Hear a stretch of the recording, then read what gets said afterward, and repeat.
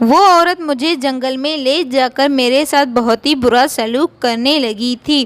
اگر آپ لوگوں نے ابھی تک ہمارے چینل کو سبسکرائب نہیں کیا تو چینل کو سبسکرائب کر کے بیل آئیکن کو لازمی دبائیں۔ تو دوستوں، آج کی کہانی کو اسٹارٹ کرنے جا رہے ہیں۔ یہ بات اس وقت کی ہے جب میری بیوی رابعہ سے میری تھوڑی ادھر ادھر کی باتیں چل رہی تھیں، تو ہمارے بیچ شاید 20 دنوں سے وہ کچھ بھی نہیں ہوا تھا۔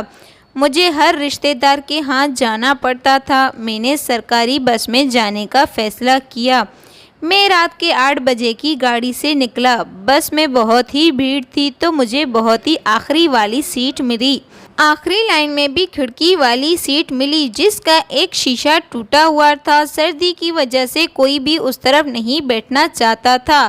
گاڑی پوری بھر گئی تھی۔ اب میں اپنے آپ کو بد دعائیں دینے لگا تھا کہ کاش پرائیویٹ گاڑی سے جاتا تو شاید اچھا ہوتا۔ آتے وقت میں نے کوئی بھی کمبل یا شال وغیرہ نہیں اٹھایا تھا۔ میرے بغل میں 2 بوڑھے بیٹھ گئے تھے۔ بس نکل پڑی تھی۔ کھڑکی کے ٹوٹے ہوئے شیشے سے زوردار ہوا اندر آ رہی تھی۔ بوڑھوں نے اپنے آپ کو کمبل نکال کر ڈھانپ دیا تھا تو ٹھنڈ بہت زیادہ کانپ رہا تھا۔ میرے سر میں بہت زیادہ درد ہونے لگا تھا اور میرے ہاتھ پیر بالکل برف کی طرح جم گئے تھے۔ ایسے گاڑی میں حیدرآباد رک گئی۔ جو لوگ اتر گئے تھے ان کی جگہ جو لوگ کھڑے تھے وہ لوگ پلک جھپک کر بیٹھ گئے تھے۔ میں اپنی جگہ پر پھنس گیا تھا۔ میرے بازو والے بوڑھے بھی آگے چلے گئے تھے۔ بس پھر چل پڑی۔ آگے گھنٹے کے بعد بس پھر ڈھابے پر رک گئی۔ میں بھی نیچے اتر گیا۔ میرا کھانا کھانے کا دل نہیں تھا۔ میں ٹہل رہا تھا۔ ڈھابے کے پاس میں نے ایک جنرل اسٹور دیکھا تھا۔ وہاں پر وہ لوگ پیکٹ لگے ہوئے تھے۔ میں بھی وہاں سے 2-3 لوگوں کو وہ پیکٹ خریدتے ہوئے دیکھا۔ میں نے اس دکاندار کے پاس گیا اور اس سے پوچھا کوئی زونگ کا کارڈ ہو سکتا ہے کیا؟ وہ بولا صاحب آپ اکیلے سفر کر رہے ہیں؟ میں نے کہا ہاں، میں جواب دے دیا۔ اس نے کہا آج آپ کا نصیب اچھا نہیں ہے۔ جو 3 لڑکیاں آتی ہیں آج وہ بھی نہیں آئی ہیں تو 300 روپے میں آپ کا کام بن جاتا۔ میں اپنے نصیب کو بد دعائیں دے رہا تھا۔ ایک تو 20 دن سے پیاس نہیں بجھی تھی، اوپر سے اتنی ٹھنڈ سے میری بری حالت ہوتی جا رہی تھی۔ دل ہی دل میں اپنی بیوی کے ساتھ والے پل کو یاد کرنے لگا تھا اور اندر ہی اندر مجھے عجیب محسوس ہونے لگی۔ پھر سوچا جب میں گھر جاؤں گا تو جیسے تیسے کر کے اپنی بیوی کو راضی کر لوں گا۔ آج میرا بہت ہی من کر رہا تھا لیکن ابھی بھی میں کچھ نہیں کر سکتا تھا سوائے یاد کرنے کے۔ پھر وہی کھڑکی پر بیٹھے بیٹھے مجھے نیند آ گئی تھی۔ پتہ ہی نہ چلا جب میری آنکھ کھلی۔ بس بیچ راستے پر رک گئی۔ میں نے کھڑکی سے باہر جھانک کر دیکھا تو ایک عورت 2 بچوں کے ساتھ بس پر چڑھ رہی تھی۔ اتنی رات کو یہ عورت یہاں پر کیا کر رہی تھی؟ وہ عورت دکھنے میں کافی خوبصورت بھی تھی اور کسی بھی طریقے سے نہیں لگ رہی تھی کہ وہ 2 بچوں کی ماں ہو۔ بس والے آدمی نے اس عورت کو بس کے اندر کر دیا۔ بس کا دروازہ بند کر دیا۔ بس پوری بھری ہوئی تھی، کہیں بھی بیٹھنے کی جگہ نہیں تھی۔ وہ عورت وہیں بس میں جو لڑکا کھڑا ہوتا ہے اس کے بغل میں بیٹھ گئی اور پھر کچھ دیر کے بعد میرے بغل میں جو 2 بوڑھے بیٹھے تھے ان کی منزل آ گئی تھی۔ میں نے دل ہی دل میں ان دونوں بوڑھوں کو نہ جانے کیا کیا کہتا جا رہا تھا۔ تبھی اچانک شکر ہے وہ دونوں بوڑھے اتر گئے تھے، کیونکہ جب میں سو رہا تھا وہ دونوں ہی اتنی تیز خراٹے مار رہے تھے کہ مجھے نیند میں سونے سے پریشانی ہو رہی تھی اور اوپر سے یہ ٹھنڈ کی وجہ سے میری حالت اور بھی بہتر سے خراب ہوتی جا رہی تھی۔ میری بغل والی سیٹ خالی ہو گئی تھی تو عورت نے وہاں سے دیکھا تو میرے بغل میں آ کر بیٹھ گئی تھی۔ ساتھ ہی اس کے 2 بچے بھی تھے۔ مجھے دیکھ کر وہ عورت تھوڑا سا شرمائی تھی، پھر میں نے بھی اسے دیکھ کر ہلکا سا مسکرایا تھا۔ پھر بس چل پڑی تھی تو ٹوٹی ہوئی کھڑکی سے بہت تیز ہوا اندر کی طرف آ رہی تھی جو کہ ٹھنڈ اور بھی زیادہ لگنے لگی تھی تو اس عورت کو بھی ٹھنڈ لگنے لگی۔ اس نے اپنے ایک چھوٹے سے بیگ میں سے ایک کمبل نکال کر خود اور اپنے بچوں کے اوپر اوڑھ دیا۔ ٹھنڈ زیادہ لگنے کی وجہ سے میرا جسم کانپنے لگا تھا۔ وہ دیکھ کر عورت مجھے کہنے لگی، اگر آپ برا نہ مانے تو میرے پاس ایک ایکسٹرا کمبل ہے، اگر آپ لینا چاہتے ہیں تو لے سکتے ہیں، میں آپ کو دے دوں گی۔ یہ سنتے ہی میں نے جلد سے جلد اسے ہاں کر دی، کیونکہ میرے پاس کوئی اور راستہ نہیں تھا۔ اس کے دیے ہوئے کمبل کو میں نے جلدی سے اپنے آپ کو اوڑھ لیا۔ اب مجھے اتنی راحت مل رہی تھی کہ میں آپ کو نہیں بتا سکتا۔ پھر آہستہ آہستہ میری اور اس عورت کی باتیں ہونے لگی۔ باتوں باتوں میں اس نے بتایا وہ اپنے گھر جا رہی ہے اور اس کے شوہر جنید اس دنیا میں نہیں ہیں، وہ بالکل اکیلی ہے اور وہ ایک فیکٹری میں کام کرتی ہے، اسی وجہ سے اسے رات کو آتے ہوئے دیر ہو جاتی ہے۔ میں عورت کی معصومیت اور خوبصورتی دیکھ کر اس پر فدا ہو چکا تھا۔ وہ دکھنے میں دوسری عورتوں سے کافی زیادہ خوبصورت لگ رہی تھی، اس کی خوبصورتی سے کوئی بھی اس کی طرف متوجہ ہو سکتا تھا۔ بس بہت تیز چل رہی تھی اور جب اچانک رکی تو وہ عورت میرے سینے سے آ کر لگی۔ میرے اتنے قریب آتے ہوئے دیکھ کر وہ تھوڑا شرما گئی، میں بھی اندر اندر بہت شرما رہا تھا۔ میرا دل اب اندر اندر مچلنے لگا تھا۔ اب 15-20 دن سے میری بیوی ریحانہ وہ سب نہیں کیا ہوا تھا، لیکن میں خود پر قابو نہیں کیا ہوا تھا۔ عورت پھر اپنی جگہ پر بیٹھ گئی۔ میں اسے دیکھا تو وہ خوش ہونے لگی تھی، بس چلنے لگی تھی تو آہستہ آہستہ ہمارے دونوں ہاتھوں کے کونے ایک دوسرے سے ٹکرانے لگے تھے۔ اس کے بچے خوب اچھے سے سو رہے تھے، پوری بس کے لوگ اتنی ٹھنڈ میں سو رہے تھے، یا تو کچھ لوگ جاگ کر اپنے موبائل میں باتیں کر رہے تھے۔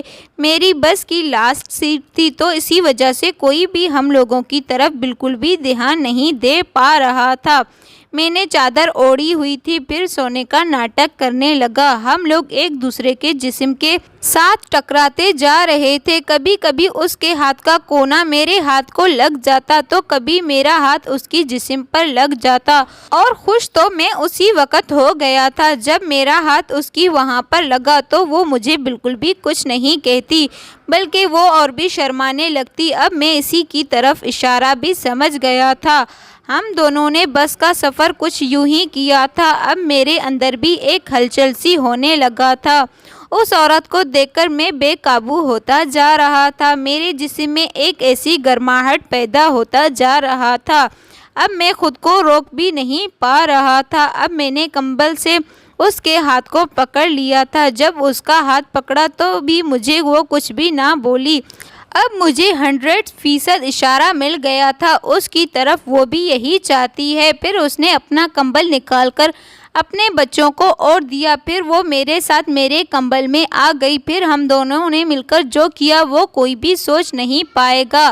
رات کے اندھیرے میں چلتی ہوئی بس میں ایک دوسرے کا پیار کا اظہار کیا۔ جب اس کا ہاتھ پکڑا تو وہ کافی زیادہ نرم و ملائم تھی، وہ عورت دکھنے میں کافی حسین اور خوبصورت تھی۔ جب وہ میرے گلے لگی تو اس سے بہت ہی اچھی خوشبو آ رہی تھی، وہ خوشبو مجھے اس کی طرف اور بھی زیادہ کھینچتی جا رہی تھی۔ میں اب خود پر قابو نہیں کر پا رہا تھا، میں بھی یہی چاہتا تھا، میں بے قابو ہوتا جا رہا تھا۔ اس وقت مجھے اپنی بیوی کی بالکل بھی یاد نہیں آ رہی تھی، اب میں اس وقت بس انہی پلوں کو اچھے سے یاد کرنا چاہتا تھا۔ پھر وہ عورت مجھے کہنے لگی، ابھی وہ تھوڑی دیر کے بعد بس سے اتر جائے گی کیونکہ اس کی منزل آنے والی ہے۔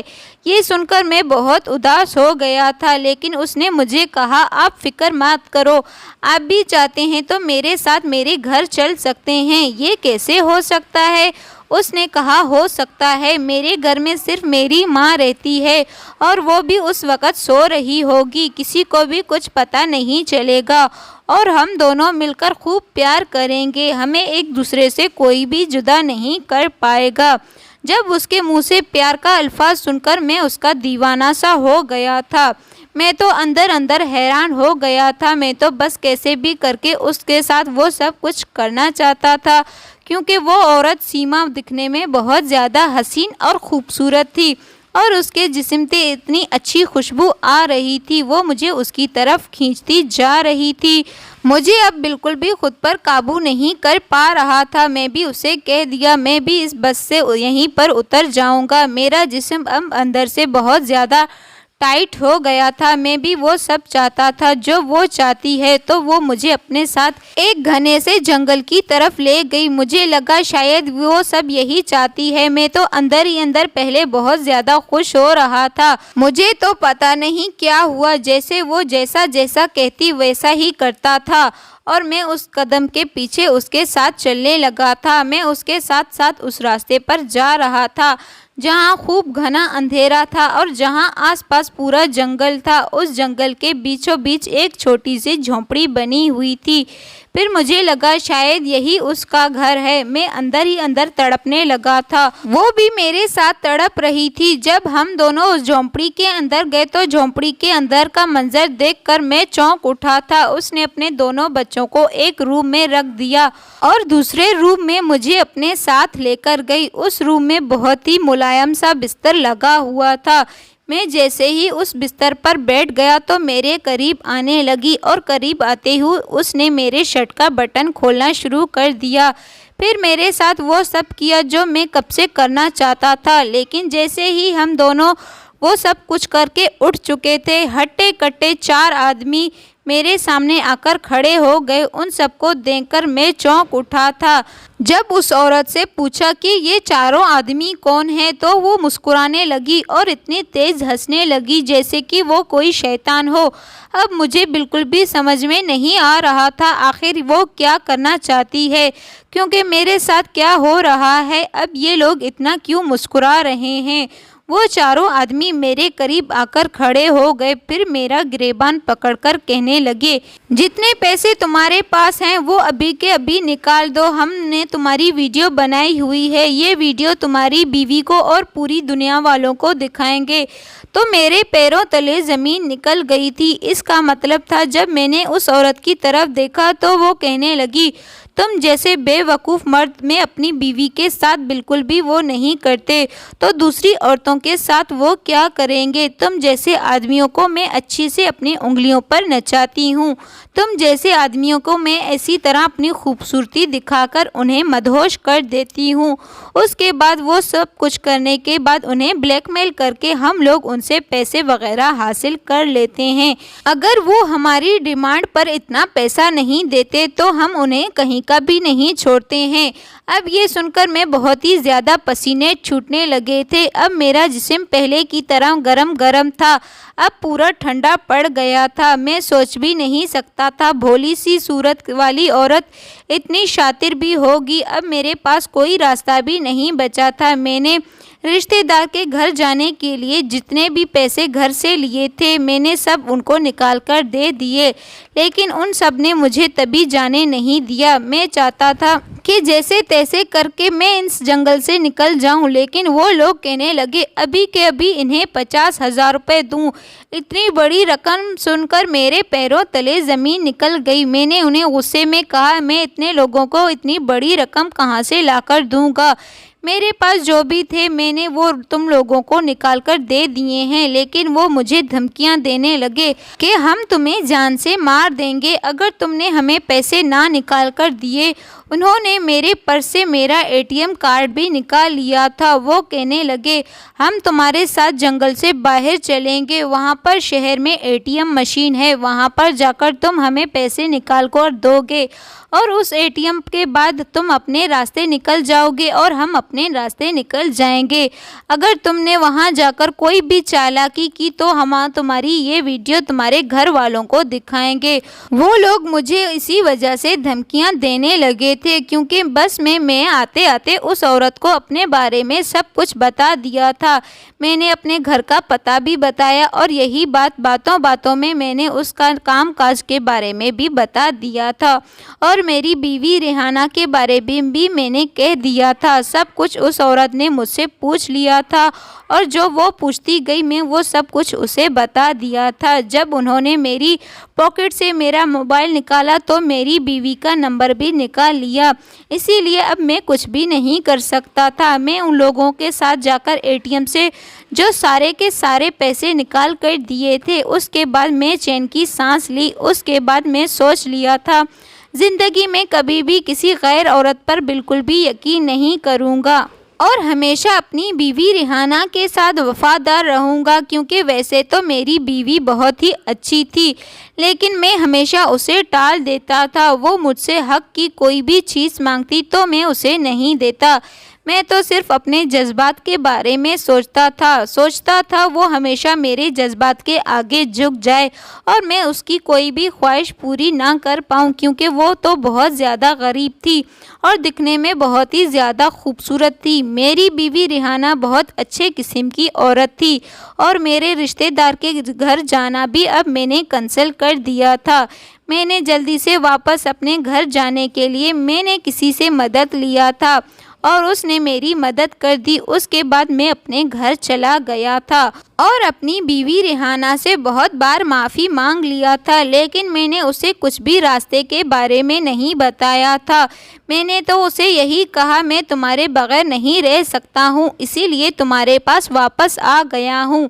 وہ یہ سب دیکھ کر مسکرائی اور میرے سینے سے لگی۔ اب ہم دونوں نے مل کر وہ سب کیا جو کئی دنوں سے ہم نے کیا نہیں تھا۔ تو دوستو، اس کہانی سے ہمیں یہی سیکھ ملتی ہے کہ ہمیں کبھی بھی کسی غلط راستے کی طرف نہیں جانا چاہیے، کیونکہ ہمیشہ نقصان ہمارا ہی ہو جاتا ہے۔ اسی لیے ہمیں ہر جگہ سنبھل کر چلنا چاہیے۔ تو محترم ناظرین، اگر آپ لوگوں کو یہ کہانی پسند آئی ہو تو ویڈیو کو لائک اور چینل کو سبسکرائب کر دینا۔ مزید اچھی ویڈیوز دیکھنے کے لیے ہمارے ساتھ ہی جڑے رہیے۔ آج کے لیے اتنا ہی کافی ہے، پھر ملتے ہیں کل۔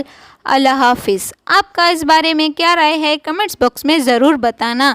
میری بیوی ریحانہ بہت ہی اچھی تھی، لیکن میں ہمیشہ اس کے ساتھ انصاف نہیں کرتا تھا۔